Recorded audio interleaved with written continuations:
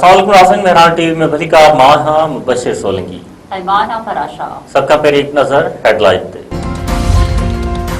Pakistan Iran America ॻाल्हियुनि जे ॿिए मरहले जी आच करे छॾी। धुरुनि खे जंगबंदीअ जो मुद्दो ख़त्म थियण खां अॻु ॿीहर इस्लामाबाद में ॻाल्हियुनि जी तजवीज़। अमरीका ख़ाबिरू इदारे पाकिस्तान जे ॿिनि आला अमलदारनि जे हवाले सां रिपोर्ट में चयो आहे त अमेरिका ऐं ईरान विच में ॻाल्हियुनि जो ॿियो मरहलो ख़मीस जे ॾींहुं थी सघे थो। अमरीकी टीवी मूजिबि अमेरिका ऐं ईरान विच में ॻाल्हियूं अञा बि जारी आहिनि।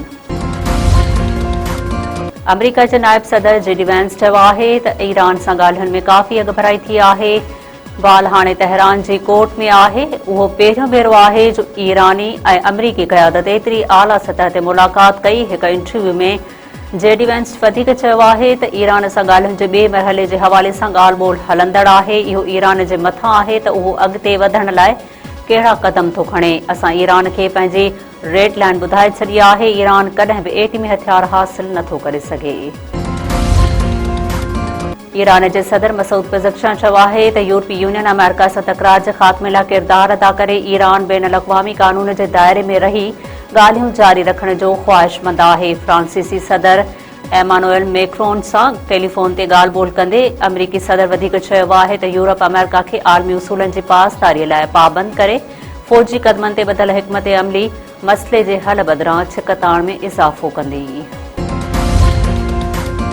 पाकिस्तान स्टॉक मार्केट में तेज़ीअ जो रुझान। ट्रेडिंग दौरान 100 इंडेक्स में 4000 खां वधीक पॉइंटुनि जो इज़ाफ़ो। 100 इंडेक्स 1,64,683 पॉइंटुनि जी सतह ते पहुची वियो। आलमी मार्केट में कचे तेल जी क़ीमतुनि में बि घटिताई। अमरीकी कचो तेल $96 ऐं ब्रेंट क्रूड ऑयल $97 फ़ी बैरल थी वियो।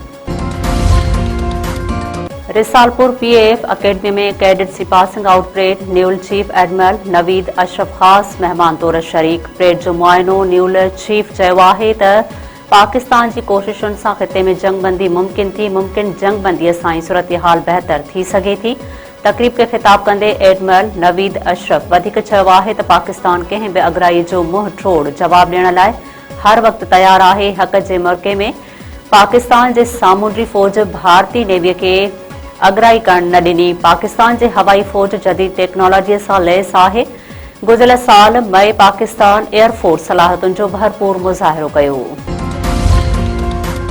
सिंध जे अॻूणे वॾे वज़ीर सईद अब्दुल्ला शाह जो अॼु 19वीं वरसी भान सैदाबाद भरिसां ॻोठ वरियो वाहण में वरसीअ जी तक़रीब। वॾे वज़ीर सईद मुराद अली शाह पारां मज़ार ते हाज़िरी। गुलनि जी चादर चाढ़े फातह ख़्वानी। तक़रीब पीपल्स पार्टीअ जे अॻवाननि समेत कारकुननि जी वॾे अंग में शिरकत।